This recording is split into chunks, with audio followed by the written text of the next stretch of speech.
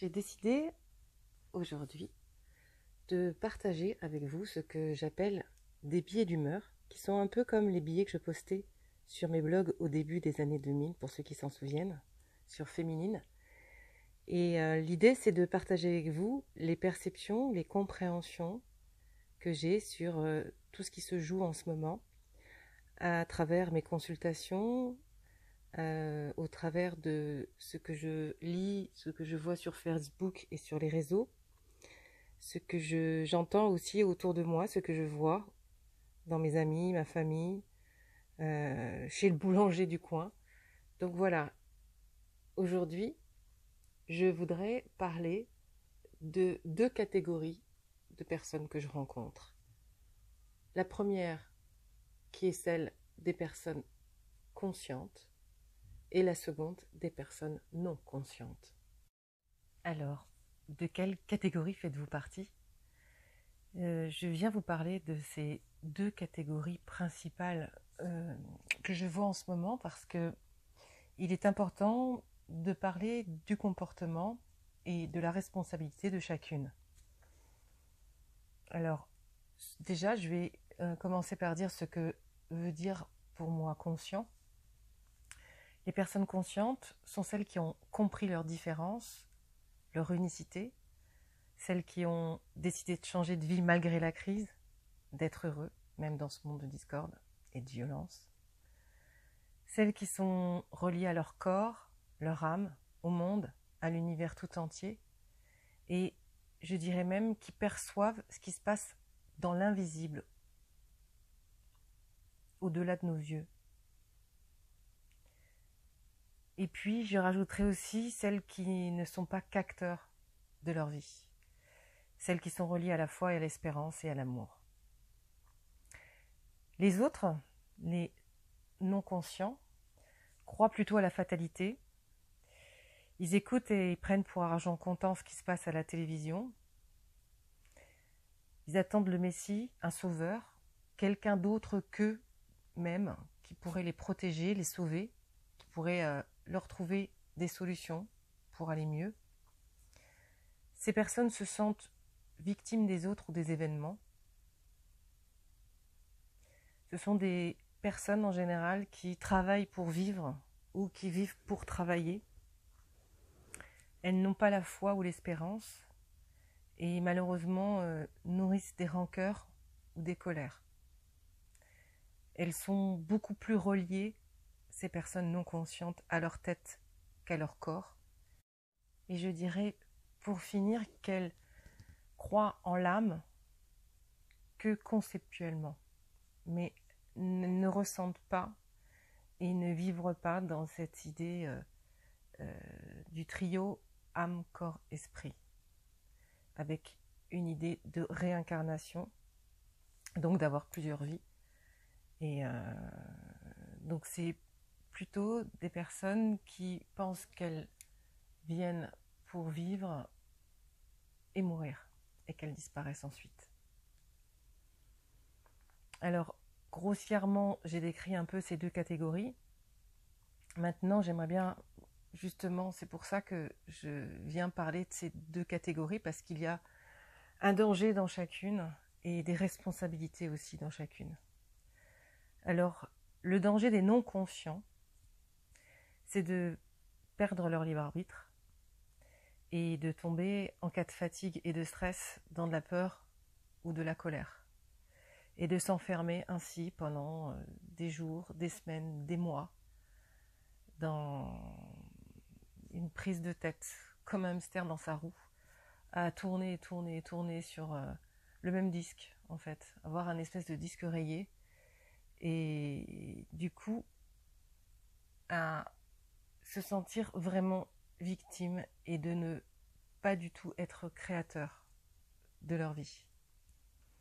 Ce sont plutôt du coup des personnes qui subissent et qui ont laissé les clés de leur vie à d'autres personnes. C'est vraiment ça le risque, c'est de perdre son libre arbitre. Maintenant, pour ceux qui sont conscients, qui sont dans une ouverture de conscience en tout cas, le risque le plus important est de tomber dans le piège de l'ego spirituel. Ce qui veut dire se mettre dans des groupes élitistes, de considérer les non-conscients comme du bétail, comme des moutons. Donc malheureusement, de se sentir supérieur. Ça, c'est le propre de la manière de penser de notre ego. Avoir le pouvoir, la maîtrise sur la situation, pour ne pas être déstabilisé, pour se sentir fort, en fait, juste pour avoir de l'aplomb face au regard des autres. Alors, c'est important de vraiment s'observer quand on a l'impression d'avoir cette ouverture de conscience et de voir si on reste branché au cœur et si on n'est pas simplement en train de se sentir différent, mais différent dans le sens de plus fort que les autres parce que nous percevons plus de choses dans ce cas-là que quand nous n'avons pas cette ouverture de conscience. Parce qu'en fait, les non-conscients sont juste endormis, ils ne sont pas encore réveillés. Alors, c'est clair qu'avec la télévision, les informations, cette nourriture industrielle que nous consommons, avec les grandes industries pharmaceutiques qui nous vendent des médicaments à tire-larigot, surtout en France, on est quand même le premier consommateur d'anxiolytiques, d'antidépresseurs. Avec les technologies modernes, tout ça font des êtres humains ce que j'appelle des belles au bois dormant, qui en fait commandent dans leur sommeil la machine dernier cri qui va les réveiller, les amener tout droit vers le bonheur sans faire d'effort. Alors, vraiment, dites-vous que ces grosses industries, elles n'attendent que notre consommation intensive de choses inutiles. C'est normal puisqu'elles sont là que pour développer du business. Et puis du coup, comme ça, en nous alléchant et en nous vendant des techniques et des produits incroyables pour améliorer notre vie, pour la faciliter, ça fait juste marcher le système économique et générer beaucoup d'argent. On ne peut pas en vouloir à ces grosses entreprises et surtout à ceux qui sont à la tête de ces grosses entreprises de miser sur du business, sur de l'argent, parce que nous sommes tous faits entre guillemets de la même pâte. C'est-à-dire qu'en grandissant, on a tous beaucoup au départ la croyance que l'argent contribue au bonheur, que cette richesse matérielle nous légitimise aux yeux des autres. Et souvent, quand on est dans cette non-conscience, nous courons tous après la reconnaissance de nos aînés. Nous avons manqué cruellement d'amour et nous nous plions à l'autorité supérieure en espérant être aimés, appréciés, félicités. Donc, vraiment, c'est ça qui est intéressant quand on est dans cette conscience, de ne pas être dans le jugement, dans la critique de personnes qui fonctionnent comme ça.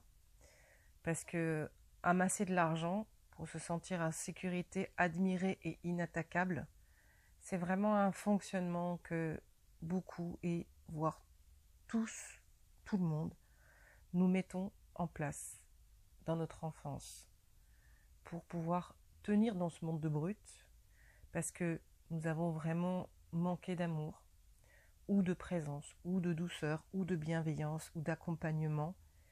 Et c'est une manière d'essayer d'aller chercher de l'amour en construisant notre vie sur du matériel, en ayant l'impression d'exister à travers notre statut. Donc nos tablettes, nos iPhones, cette pollution, cette crise, la peur des attentats, malheureusement tout ça réduit les non-conscients en gentils employés dociles et les patrons en méchants exploiteurs sans cœur. Donc les non-conscients sont des deux côtés et sont tout autant inconscients de l'impact de leurs pensées, de leurs paroles et de leurs actes sur le monde. C'est ça qui est compliqué. On a l'impression que les non-conscients sont ceux qui se laissent embobiner par la télévision. Non, il y a des non-conscients, même chez les politiques, même à la tête des grosses entreprises, à la tête des églises, enfin bon, à la tête des familles, hein, nos parents les premiers. Donc c'est ça un petit peu la difficulté des personnes conscientes, parce que leur rôle, leur responsabilité, voire même leur mission, c'est d'accepter de pardonner, d'accepter le manque de confiance, le manque de conscience de ces non-conscients envers la vie et envers les autres et envers eux-mêmes. Donc, pour les conscients, la foi et l'espérance sont de mise, et la colère et la fatigue sont à fuir, je vous en prie. Ces personnes conscientes, vous, si vous écoutez et que vous pensez faire partie de cette catégorie, vous avez une responsabilité qui est vraiment de déployer votre lumière intérieure à l'extérieur tout autour de vous et d'ouvrir votre cœur. Soyez tels des phares, indestructibles au milieu de la tempête, qui inlassablement envoie sa lumière tout autour de lui. Votre responsabilité est de comprendre que vous êtes venu avec une intuition naturelle, même si vous êtes effectivement plus intuitif qu'intellectuel. Vous avez été considérés plutôt comme des petits canards noirs, des personnes autrement. En fait, vous êtes venu pour pardonner, justement, le manque d'inconscience et d'amour de ce monde. Vous êtes venu aimer sans retenue, et donc pardonner sans concession. C'est un lourd tribut que cette responsabilité, mais vraiment, dans tous les messages que je reçois, vous avez reçu vous avez choisi, je dirais même, cette mission de pardonner. Pardonner signifie qu'il n'y a aucune attente sur l'autre, que vous acceptez le chemin de l'autre sans le juger. Vraiment, il y a beaucoup d'intuitifs, beaucoup de personnes conscientes qui sont venues s'incarner en choisissant aussi de naître dans une famille non éveillée. Alors c'est très compliqué, c'est très difficile pour des personnes justement éveillées d'être au milieu de personnes non conscientes, quand en plus c'est le père, la mère, les frères, les sœurs, les tantes, les oncles, les grands-parents.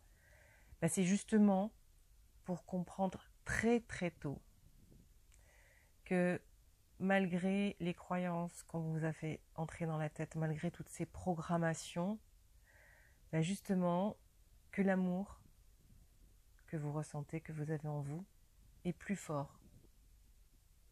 Et que vous pouvez justement, entre guillemets, détruire tous ces paradigmes sur lesquels vous vous êtes construits, qui ne vous rendent pas heureux, qui ne vous rendent pas ouverts, ni branchés sur le cœur.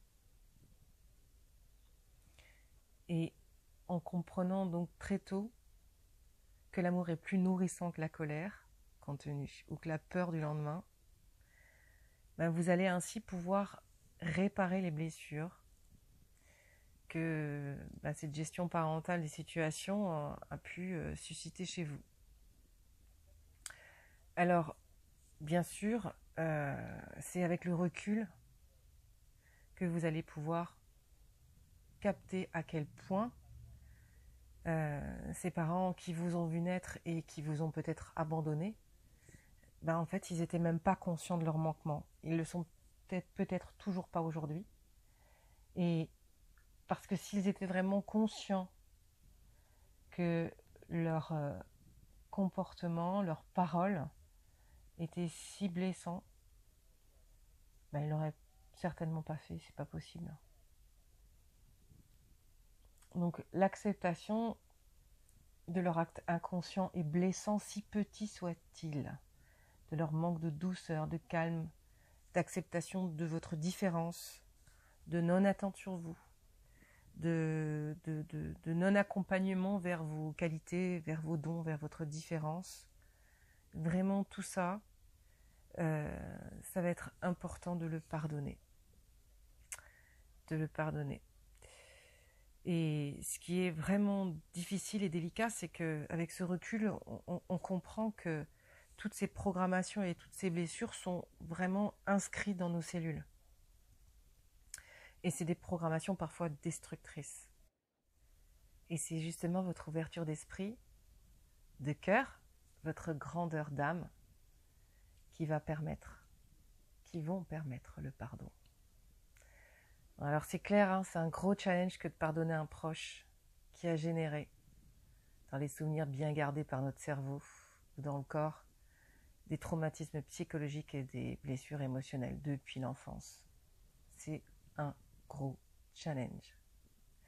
Et c'est pourtant ce que vous êtes venu faire. Imaginez si vous arrivez à pardonner vos propres parents. Vous pourrez pardonner toutes les autres personnes derrière. C'est important. Si nous réussissons à pardonner les personnes qui ont justement manqué de conscience, si nous arrivons à leur donner de l'amour, à leur montrer notre lumière, à être bienveillant avec eux, ce qui ne veut pas dire continuer à prendre des coups, hein, pardonner. Mais si nous refusons la rancœur, si nous lâchons prise sur notre colère et sur nos attentes de réparation de leur part, imaginez ce que ça peut donner dans ce monde comme ouverture, comme lumière. Et voilà, c'est ça que je voulais partager avec vous. Demandez-vous dans quelle catégorie vous êtes.